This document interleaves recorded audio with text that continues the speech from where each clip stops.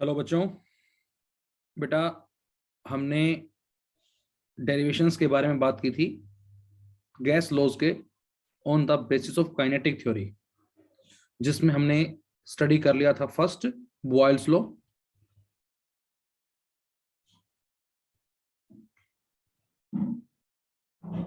और इसके लिए हमने वर्ड जो बताया था आपको बेटा वो था बेटी। बी बॉयल्स, टी हमारा जो है टेम्परेचर। तो बेटा इसमें हमें मिला था कि जब टेम्परेचर जो है certain mass of a gas is kept constant, then the pressure exerted by the gas is inversely proportional to volume। ये हमारे पास जो है फर्स्ट आया था, दैट इज बॉयल्स लॉ, कि जो प्रेशर होगा वो वॉल्यूम के इनवर्सली होगा। फर्स्ट बॉयल्स लॉ, या ये कहें पीवी जो होगा बच्चों हमारा वो कांस्टेंट होगा। उसके बाद सेकंड भी हमने पढ़ लिया था, चार्ल्स लॉ। और चार्ल्स लॉ में जो वर्ड हमने पढ़ा था वो था चपाती, याद रखने के लिए। C Charles and P pressure. तो यहां हमारे पास if pressure of a certain mass of a gas is kept constant, then the volume occupied by the gas is directly proportional to temperature। ये हमारे पास आया था। दोनों के हमने अलग अलग तरीकों के ग्राफ भी पढ़े थे। थर्ड हमने पढ़ा था बेटा रिग्नॉल्ट लॉ।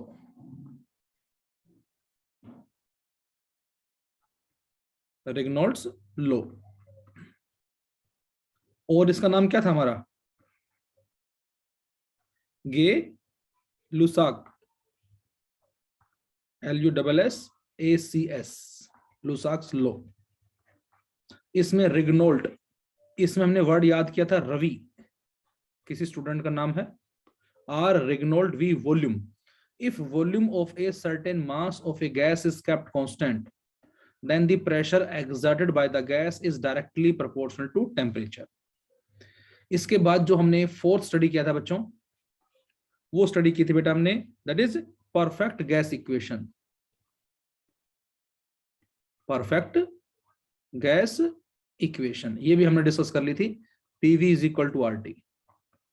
जिसने नहीं देखी बेटा वो इससे पिछले वाला जो वीडियो है वो आप देखें, उस पे KTG part 1, part 2, part 3, part 4 मैंने मेंशन किया हुआ है। और फिफ्थ भी हमने पढ़ लिया था Avogadro law.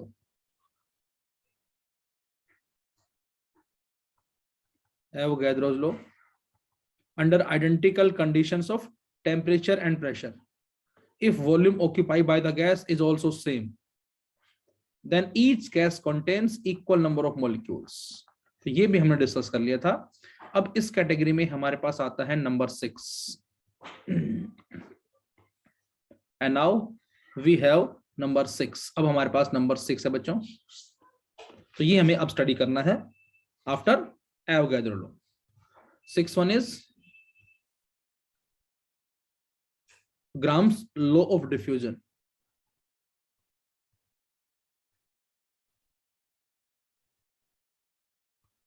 Gram's law of diffusion।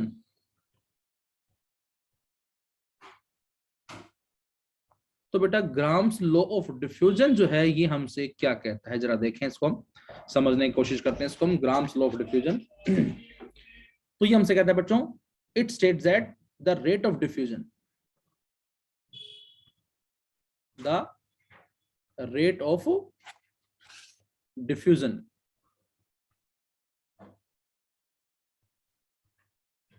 the rate of diffusion of two gases,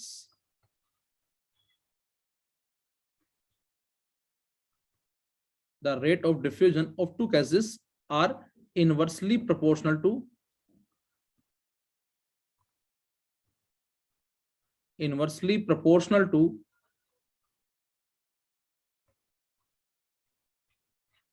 inversely proportional to the square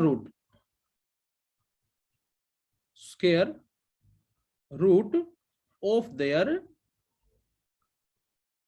their densities। क्या मतलब इसका,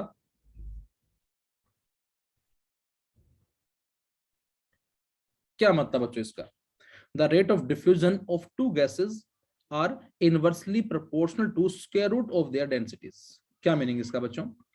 तो इसके लिए बेटा हमने जो है दो गैसेस कंसिडर की हैं। एक को मैंने गैस ए का नाम दिया, इसके लिए हमने बच्चों दो गैसेस कंसिडर की हैं। एक को हमने गैस ए का नाम दिया बेटा, और एक को हमने गैस बी का नाम दिया। We have two gases A and B. इस गैस की जो डेंसिटी है बच्चों वो हमने रो 1 मान ली, और इस गैस की जो डेंसिटी बेटा वो हमने रो 2 मान ली।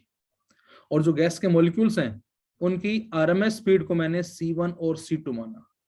तो ये हमारे पास गैस ए की डेंसिटी है, और ये गैस ए में जो मॉलिक्यूल्स हैं उनकी आरएमएस स्पीड। गैस बी के लिए रो 2 density and C2 is the RMS speed. तो अब हमें पता है बेटा कि इस गैस ए के कॉरस्पॉन्डिंग जो प्रेशर होगा से P1 वो कितना होगा, 1/3 इंटू में रो इंटू सी स्क्वायर, ये हमारा फॉर्मूला होता है। तो इसको इस तरह से लिखा जा सकता है, और इस गैस के कॉरस्पॉन्डिंग जो हमारा प्रेशर होगा दवन वो होगा P2 1/3 इंटू में रो 2 इंटू में C2 का स्क्वायर। अब जब हम दो गैसेस को मिक्सअप कर देंगे तो बच्चों एक स्टेडी स्टेट मिलेगी हमें, और उस स्टेडी स्टेट के ऊपर जो प्रेशर होगा वो क्या हो जाएगा, सेम हो जाएगा। So we can write when the steady state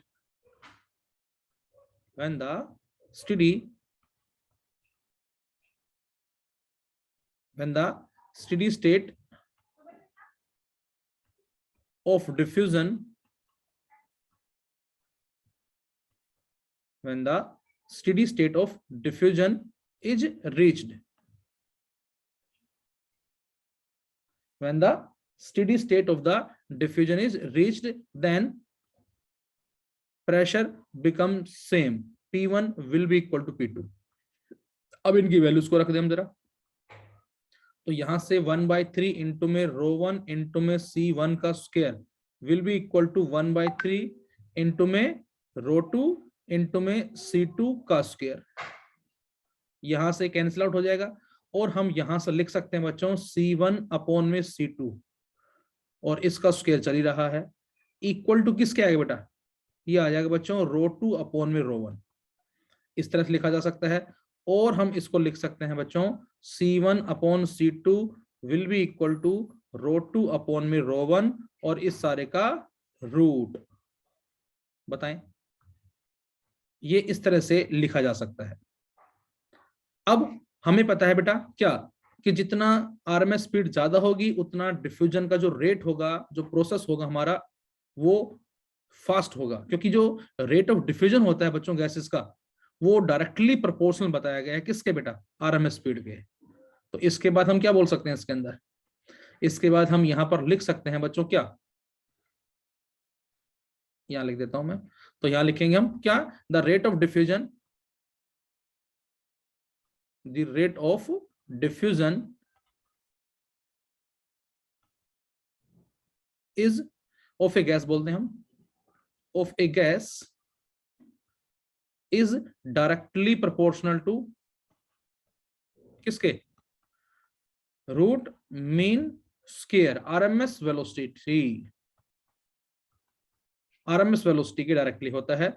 और यदि इस रेट को मैं आर बोलूं तो ये आर डायरेक्टली किसके हो जाएगा बच्चों, दैट इज सी के हो जाएगा।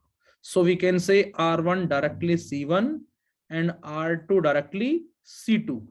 और यदि बच्चों हम इनको डिवाइड कर दें तो हमें यहां से मिलता है R1 upon R2, C1 upon C2, और C1 अपॉन C2 हमने पहले सोल्व कर रखा है, जो कि हमारा रो 2 अपॉन में रो 1 और इस सारे का रूट है।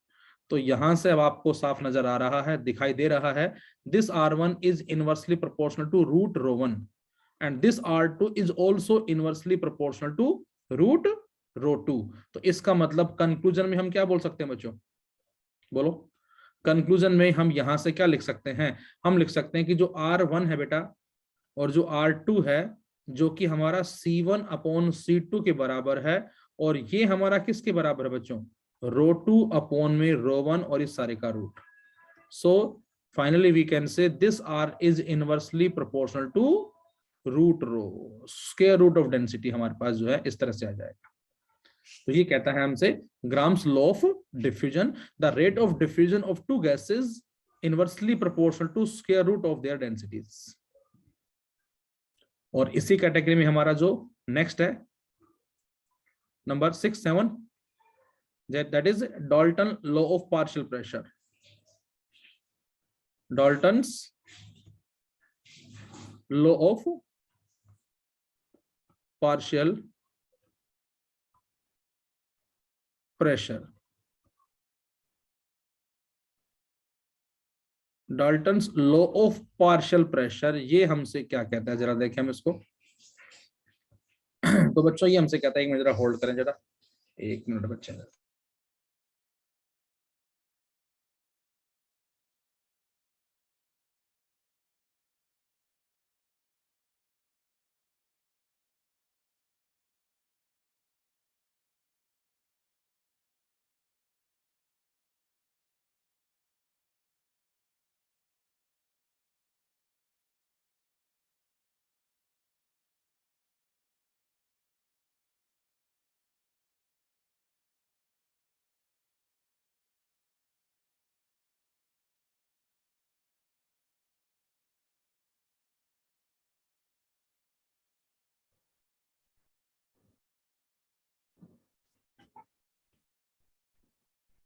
तो अब यहां से हम बोल सकते हैं Dalton law of partial pressure जो बच्चों, ये हमसे क्या कहता है जरा देखिए हम पहले इसके स्टेटमेंट लेते हैं।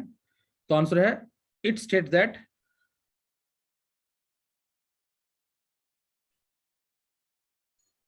it states that the total pressure, the total pressure exerted by a mixture, it states that the total pressure exerted by a mixture, किसका मिक्सचर बच्चों, of non reactive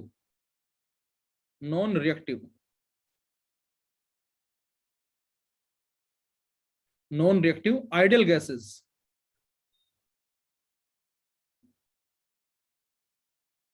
is equal to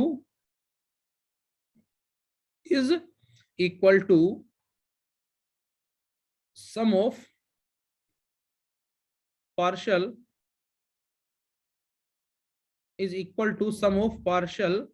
pressure is equal to sum of partial pressure which each would exert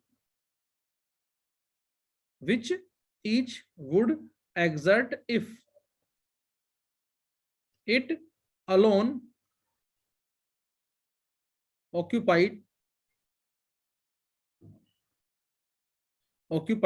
the same volume.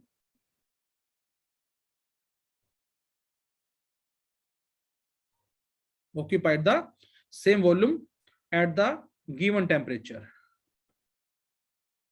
At the given temperature, क्या मतलब बच्चों इसका, देखे जरा। तो बेटा Dalton law of partial pressure हमसे कहता है it states that the total pressure exerted by a mixture of non reactive ideal gases. हमने बहुत सारी गैसेस ली, उन सभी को मिक्सअप कर दिया और उन सभी का जो नेट प्रेशर होगा, टोटल प्रेशर होगा, लेकिन कंडीशन क्या है, वो नॉन रिएक्टिव होनी चाहिए बच्चे, हमारी एक दूसरे से रिएक्ट ना करें। Non reactive ideal gases is equal to, वो टोटल प्रेशर उन सभी का जो है किसके बराबर होगा, is equal to the sum of partial pressure which each would exert if it alone occupy the same volume। यदि हम हर एक गैस को अलग अलग उसमें एनक्लोज करते हैं और हम उनका प्रेशर जो वो नोट डाउन करते हैं, तो उन सभी का जो एल्जेब्रिक सम होगा अलग अलग प्रेशर्स का, वो उस एक इक्वल प्रेशर के बराबर होगा जो हमारा मिक्सर है। ये इसका मतलब है। तो इसको प्रूव करते हैं जरा हम पहले। तो इसको प्रूव करने के लिए मैं थोड़ा डायग्राम चेंज कर देता हूं कुछ इस तरह से। इसको हम पहले प्रूव करते हैं बच्चों, किस तरह से होगा ये हमारा।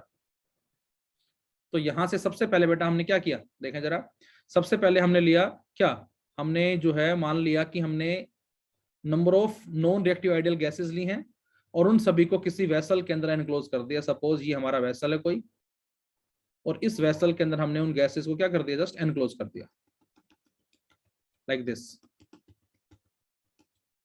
एक ये है हमारे पास, एक ये है हमारे पास, एक ये है हमारे पास, लाइक दिस। बहुत सारी गैसेस हम कह सकते हैं इसके अंदर, इन दिस वे। ये तो ये हमारे पास किस सर्टेन वॉल्यूम के अंदर हम कह सकते हैं क्या, कि हमारे पास नॉन रिएक्टिव गैसेस हैं, उनको हमने मिक्सअप कर दिया और हमने माना कि जो बेटा N1 N2 N3 N4 and so on, ये सारे क्या हैं, नंबर ऑफ मॉलिक्यूल्स हैं। ये हमारे नंबर ऑफ मॉलिक्यूल्स है बच्चों। किसके नंबर ऑफ मॉलिक्यूल्स हैं, डिफरेंट गैसेस के, डिफरेंट गैसेस के। ये हमारा नंबर ऑफ मॉलिक्यूल्स हो गए। अच्छा, इनका मास और मान लेते हैं हम जरा, M1 M2 M3 dash dash dash, हमने क्या माना, be the masses, be the masses of molecules,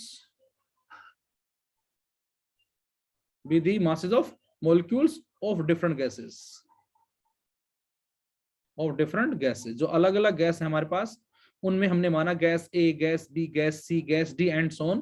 तो M1 M2 M3 हमने अलग अलग गैस के जो मॉलिक्यूल्स हैं उनके मासेस को नाम दिया, और आरएमएस स्पीड हम ले लेते हैं हम C1 C2 C3 and so on. ये क्या है हमारे पास, be the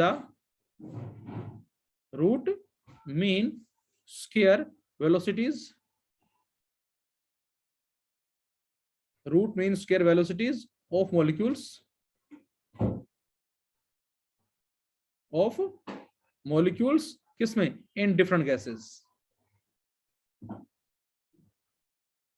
in different gases. तो N1 N2 N3 हो गए हैं, M1 M2 M3 हो गए हैं, C1 C2 C3 हैं, और इसी कैटेगरी में मैंने लिखा P1 P2 P3 and so on. ये हमने मान लिए उन सभी के जो प्रेशर्स हैं वो be the partial pressures, partial pressures exerted by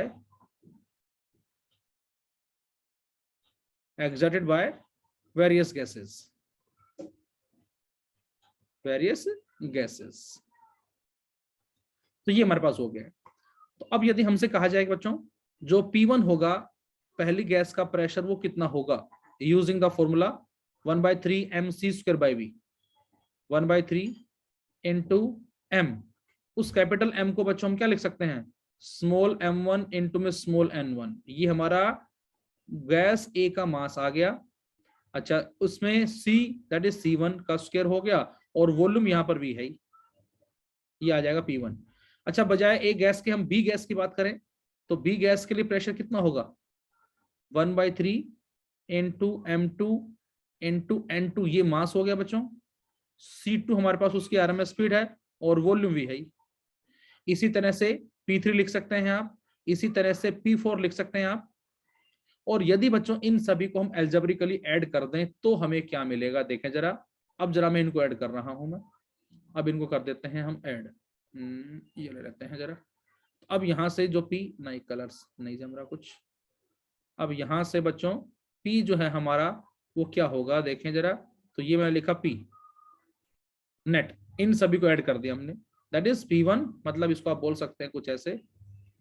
अब हम जरा इन सभी को ऐड कर रहे हैं, मतलब P1 प्लस में P2 प्लस में P3 प्लस में P4 एंड सो ऑन, इन सभी को ऐड करें जरा।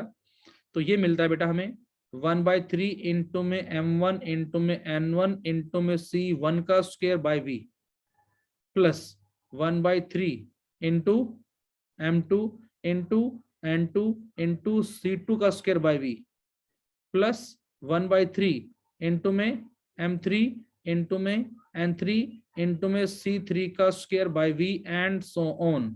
ये प्रोसेस हमारा इस तरह से क्या होगा, जस्ट चलता जाएगा। अब यदि ये प्रोसेस हमारा चलता जाएगा तो यहां से देख लें जरा, जो कॉमन आता है बेटा उसको कॉमन ले लेते हैं हम, और उसके बाद सोल्व करते हैं। तो इन सभी का अलजेब्रिक सम जो है वो हमारा क्या होगा, जरा देखें हम।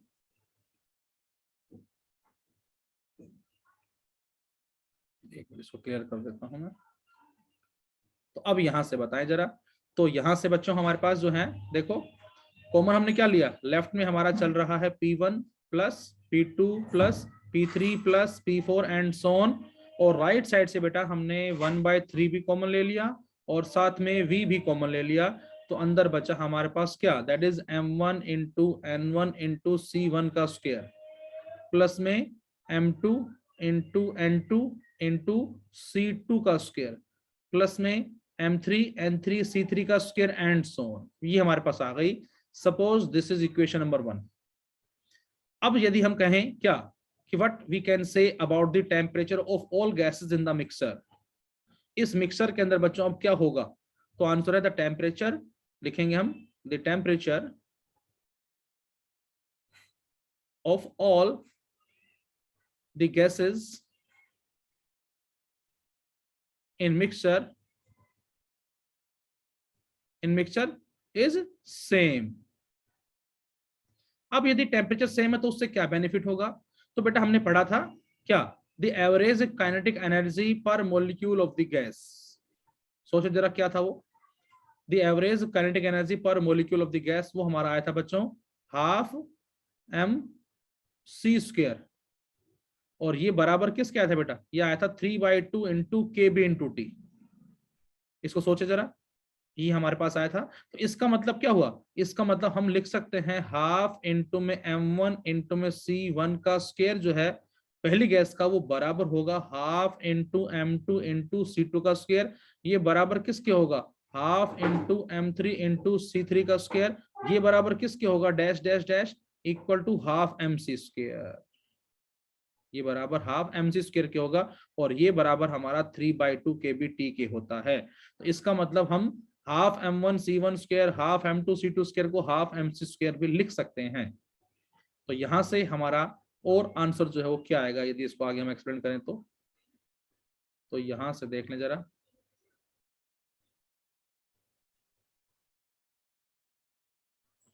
ये हमारा आगे किस तरह से लिखा जा सकता है बेटा, तो ये आगे लिखा जा सकता है आपका दैट इज M1 C1 का स्क्वायर इक्वल टू MC² के, M2 C2 का स्क्वायर क्या लिखा जाएगा, MC² के।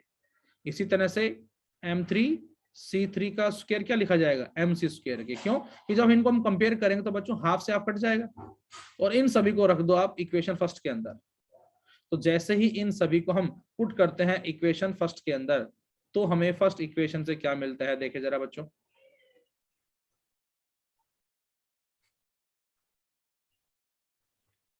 तो आपको इक्वेशन फर्स्ट से क्या मिलता है, तो यहां से आपको मिलेगा बच्चों, देखें ये आ जाएगा हमारा दैट इज P1 प्लस में P2 प्लस में P3 प्लस में P4 and so on will be equal to 1/3V inside M1 C1 का स्क्वायर, ये बन जाएगा बच्चों हमारा MC² इनटू में N1। नेक्स्ट में M2 N2 C2 का square, MC² into N2 plus MC² into N3 and so on. और बेटा यहां से MC² हमारा कॉमन आ गया और 3V पहले से है अंदर, N1 प्लस में N2 प्लस में N3 प्लस में N4 एंड सो ऑन। बोलो ये आ जाएगा। और इस N1 plus N2 plus N3 plus N4 को मैं किससे रिप्लेस कर दूं, इसको हम रिप्लेस कर सकते हैं total number of molecules in the mixture.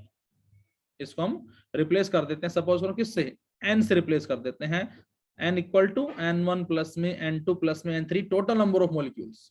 तो हमें मिल जाता है बच्चों 1/3 M इंटू C² अपॉन में V और साथ में N।